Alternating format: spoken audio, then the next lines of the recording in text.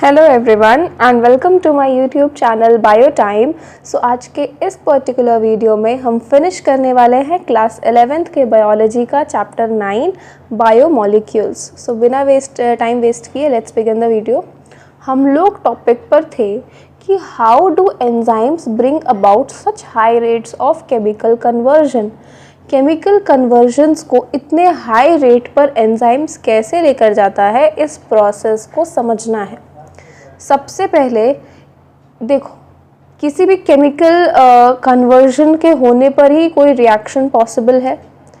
सो जो chemical convert होता है प्रोडक्ट में, the chemical which is converted into a product is called a substrate. उसको सबस्ट्रेट कहा जाता है। जो केमिकल कन्वर्ट होता है प्रोडक्ट में वो सबस्ट्रेट है।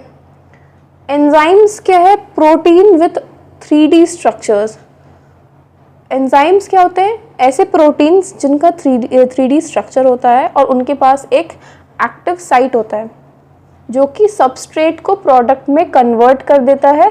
सिम्बॉलिकली भी रिप्रेजेंट किया गया है एनसीईआरटी में। S से P कन्वर्ट होके फॉर्म हो रहा है S for substrate and P for product. जो इसमें ये समझ में आ रहा है कि जो सबस्ट्रेट बाइंड होता है एंजाइम से एक्टिव साइट पर, ठीक है, यानी कि उन पॉकेट्स पर, वो उसको डिफ्यूज होना पड़ता है एक्टिव साइट के साथ, जिससे कि एक ES कॉम्प्लेक्स फॉर्म होता है।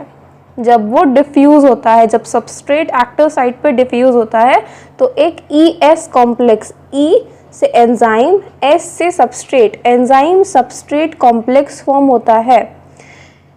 और इसके during the state where substrate is bound to the enzyme active site, a new structure of the substrate called transition state structure is formed।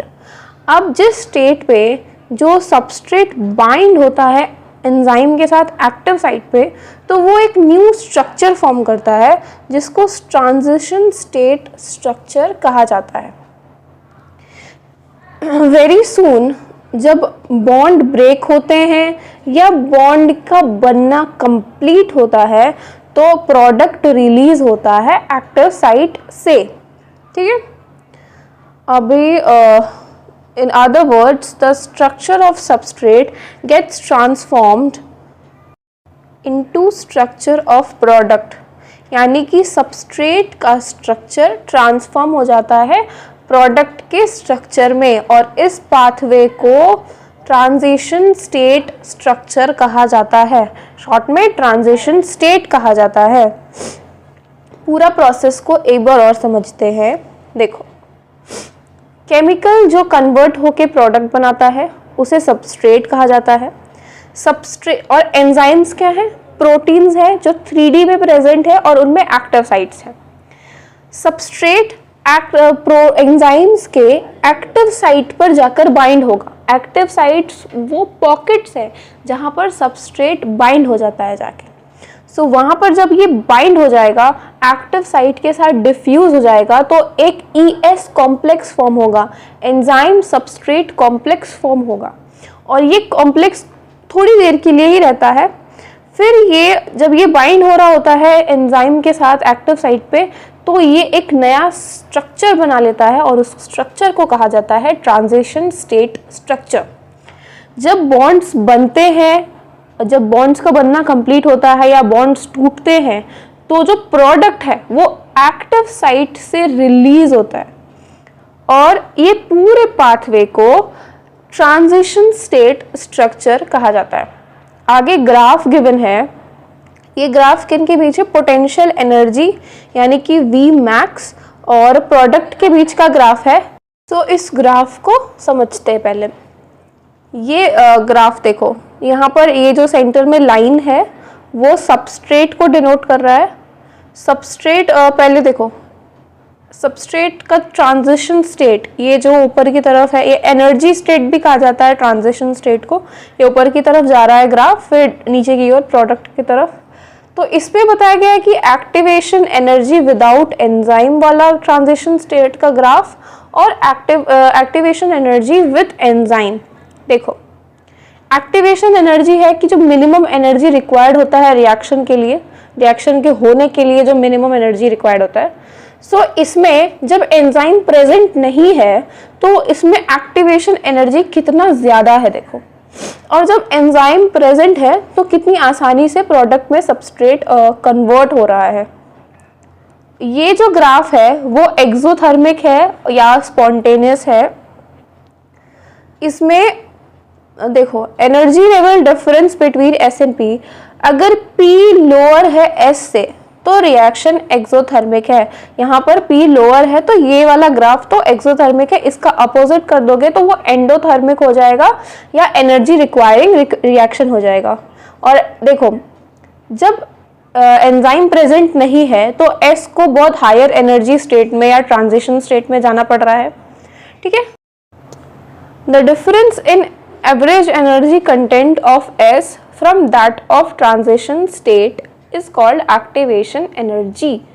देखो एक्टिवेशन एनर्जी का मैंने आपको समझा दिया है कि क्या है। सो देखो अगर एंजाइम प्रेजेंट है तो एस टू पी ग्राफ और इजीली हो जाएगा, मतलब एस से पी में कन्वर्जन बहुत इजीली हो जाएगा एंजाइम के प्रेजेंस में, ठीक है, कम टाइम में। Nature of enzyme action, next topic है नेचर ऑफ एंजाइम एक्शन। सबसे पहले देखो एंजाइम के पास एक सबस्ट्रेट बाइंडिंग साइट होता है, ठीक है, जहाँ पे जिसकी वजह से एक ES कॉम्प्लेक्स फॉर्म होता है, एंजाइम सबस्ट्रेट कॉम्प्लेक्स फॉर्म होता है, लेकिन ये शॉर्ट लिव्ड होता है, सो ये डिसोशिएट हो जाता है प्रोडक्ट में। यहाँ पे एक ये फॉर्मेशन भी शो किया गया है कि E+S ES कॉम्प्लेक्स फॉर्म कर रहा है, देन वो EP फॉर्म कर रहा है, एंजाइम प्रोडक्ट फॉर्म कर रहा है, फिर दोनों अलग अलग हैं। कैटालिटिक साइकिल, एंजाइम के एक्शन का कैटालिटिक साइकिल कैसे डिस्क्राइब किया गया है देखो इन स्टेप्स में। सबसे पहला स्टेप है कि जो सबस्ट्रेट है वो फिट होता है, बाइंड होता है एक्टिव साइट पर एंजाइम्स के, और एंजाइम्स नेक्स्ट स्टेप है कि बाइंडिंग जो है वो जब बाइंडिंग होती है सबस्ट्रेट की एंजाइम के साथ तो वो एंजाइम को मजबूर करता है कि उसके शेप पे फिट हो जाए सबस्ट्रेट, वो अपना अल्टर कर ले शेप को, जिससे वो और टाइटली सबस्ट्रेट उसमें फिट हो सके, ठीक है। थर्ड पॉइंट है कि अब सबस्ट्रेट जो जुड़ा है एंजाइम के एक्टिव साइट से उसके केमिकल बॉन्ड्स ब्रेक हो जाएंगे और उसके और नए एंजाइम प्रोडक्ट कॉम्प्लेक्स फॉर्म हो जाएंगे, ठीक है। फोर्थ पॉइंट है कि एंजाइम्स फिर प्रोडक्ट को रिलीज करेंगे रिएक्शन में, और अब ये एंजाइम रेडी है बाइंड होने के लिए दूसरे मॉलिक्यूल के सबस्ट्रेट से, और फिर सेम ये पूरा साइकिल। देखो एंजाइम फिर प्रोडक्ट को रिलीज करेंगे, ठीक, तो उसके बाद वो फ्री है, अब वो दूसरे मॉलिक्यूल सबस्ट्रेट के मॉलिक्यूल से फिट होके फिर एक नया कैटालिटिक साइकिल फॉर्म करेंगे। नेक्स्ट टॉपिक है factors affecting enzyme activity. Enzyme के एक्टिविटी को कौन कौन से फैक्टर्स अफेक्ट करते हैं? सबसे पहला फैक्टर है टेम्परेचर एंड पीएच। एंजाइम किसी पर्टिकुलर टेम्परेचर के रेंज में ही फंक्शन करते हैं, यानी कि अपना हाईएस्ट एक्टिविटी वो शो करेंगे एक ऑप्टिमम टेम्परेचर या पीएच पे, ठीक है। जब लो टेम्परेचर होता है तो लो टेम्परेचर में एंजाइम इनएक्टिव मतलब कि इनएक्टिव स्टेट में उसको रहता है वो एंजाइम, ठीक है। लो टेम्परेचर एंजाइम को प्रिजर्व करता है इनएक्टिव स्टेट में। जब टेम्परेचर हाई हो जाता है तो वो डिस्ट्रॉय कर देता है एंजाइमेटिक एक्टिविटी को, बिकॉज प्रोटीन का डीनेचुरेशन हो जाता है हीट की वजह से। नेक्स्ट जो फैक्टर है वो है कॉन्सेंट्रेशन ऑफ सबस्ट्रेट।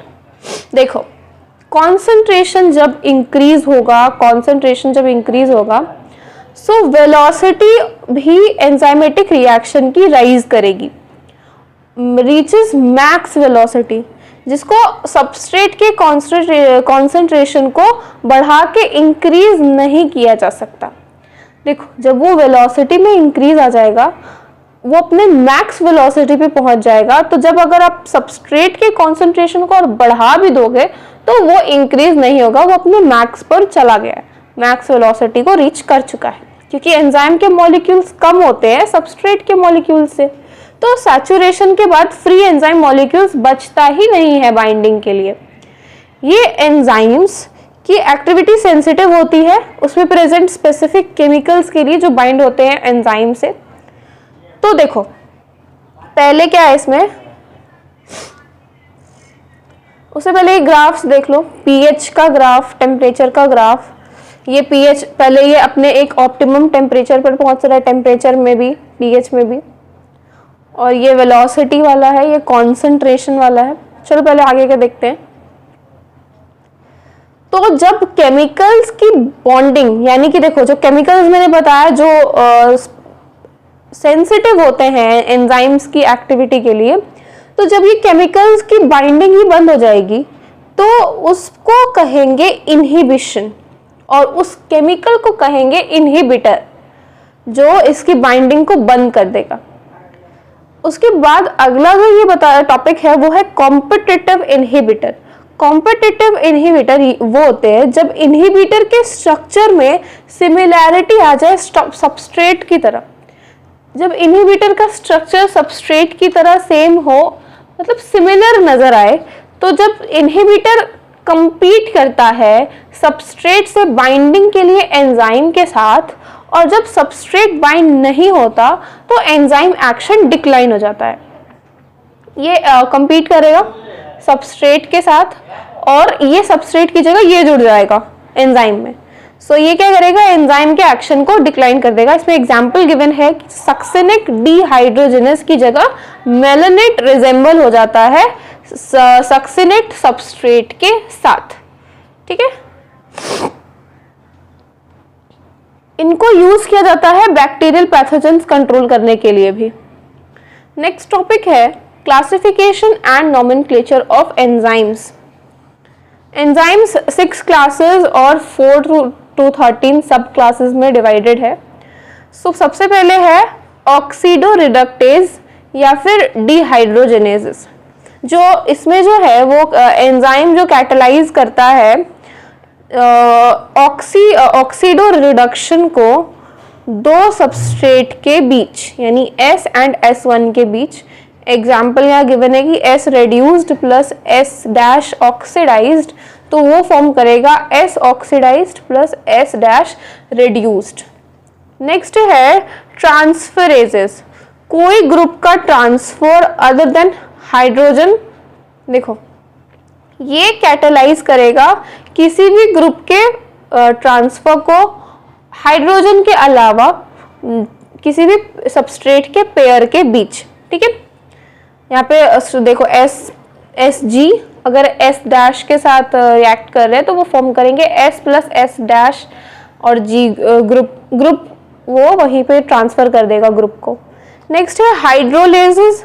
हाइड्रोलेसिस में जो कैटालाइज होगा वो hydrolysis of ester, ether, peptide, glycosidic, carbon halide, PN bonds. Next है लाइजेस। लाइजेस में कैटालाइज होता है, एंजाइम्स जो कैटालाइज करते हैं ये डबल बॉन्ड्स को छोड़ के जो भी सबस्ट्रेट ग्रुप का रिमूवल होता है, सबस्ट्रेट से ग्रुप का रिमूवल होता है, उसको कैटालाइज करते हैं हाइड्रोलिसिस के अलावा। नेक्स्ट है आइसोमेरेजेस। ये कैटालाइज करते हैं इंटर कन्वर्जन ऑफ ऑप्टिकल या ज्योमेट्रिक या पोजिशनल आइसोमर्स को। नेक्स्ट है लाइगेजेस। लाइगेजेस कैटालाइज करते हैं linking of two components, joining of two compounds, joining of CO, CS, CN, PO bonds. Next topic है कोफैक्टर्स। देखो कोफैक्टर्स क्या है, सबसे पहले किसी भी एंजाइम्स में ना दो तरह की चीजें रहेंगी, एक नॉन प्रोटीन कॉन्स्टिट्यूएंट्स रहेगा, एक प्रोटीन कॉन्स्टिट्यूएंट्स रहेगा। जो प्रोटीन पोर्शन है एंजाइम का उसको एपो एंजाइम कहा जाता है, और जो नॉन प्रोटीन वाला है पोर्शन कॉन्स्टिट्यूएंट उसको कहा जाता है कोफैक्टर। ठीक है, कोफैक्टर जो नॉन प्रोटीन्स है वो एंजाइमेटिक एक्टिविटी करते हैं, एंजाइमेटिक एक्टिविटी को एक्टिव करते हैं। इसके 3 टाइप्स हैं, 3 तरीके से इनको आइडेंटिफाई किया गया है, prosthetic groups, coenzymes and metal ions. सबसे पहले प्रोस्थेटिक ग्रुप्स देखते हैं। प्रोस्थेटिक ग्रुप्स ये ऐसे ग्रुप्स हैं जो वो टाइटली बाउंड होते हैं एपो एंजाइम से, यानी कि एंजाइम के प्रोटीन वाले पोर्शन से ये बाउंड होते हैं। इसका एग्जाम्पल है कि पेरोक्सीडेज और कैटालेज में जो हाइड्रोजन पेरोक्साइड है वो कैटालाइज होता है वाटर एंड ऑक्सीजन में, और हेम है इसका एग्जाम्पल, HAEM, ये एंजाइम के एक्टिव साइट का पार्ट है। ठीक है, एंजाइम के एक्टिव साइट का पार्ट है। नेक्स्ट टॉपिक है कोएंजाइम्स। कोएंजाइम्स जो ऐसे ऑर्गेनिक कंपाउंड है जो हमेशा एपो एंजाइम से अटैच नहीं होते, हमेशा अटैच नहीं होते एपो एंजाइम से। इसके एग्जाम्पल है विटामिन्स NAD और NADP, ये इनमें विटामिन्स प्रेजेंट होता है नाइसिन, NIACIN। ठीक है, नेक्स्ट है metal ions. Metal ions form करते हैं कोऑर्डिनेशन बॉन्ड्स साइड चेन पे, एक्टिव साइट के साइड चेन पर ये कोऑर्डिनेशन बॉन्ड फॉर्म करेंगे, और सेम टाइम पे कोऑर्डिनेशन बॉन्ड फॉर्म करेंगे सबस्ट्रेट के साथ भी, कि ये पहले तो ये साइड चेन पे कोऑर्डिनेशन बॉन्ड फॉर्म करेंगे एक्टिवेशन साइट के, और साथ ही साथ वो कोऑर्डिनेशन बॉन्ड फॉर्म करेंगे सबस्ट्रेट के साथ भी। और इसका एग्जाम्पल है कार्बोक्सीपेप्टिडेज, जिंक है एक कोफैक्टर इसका। और एग्जाम्पल्स है जैसे नाइट्रोजनेज में मोलिब्डेनम यूज होता है, पेप्केज में मैग्नीशियम होता है cofactor, metal ion, sorry cofactor नहीं, metal ion. So this is it for this chapter. आगे तो और कुछ है नहीं, समरी को एक बार रीड जरूर से कर लिया करो हर चैप्टर का, मे बी उससे भी क्वेश्चन आ जाए। So that is it for this video. यहाँ तक वीडियो को देखा है so thank you so much. Channel को सब्सक्राइब करना मत भूलना, like the video and share with your friends. Thank you.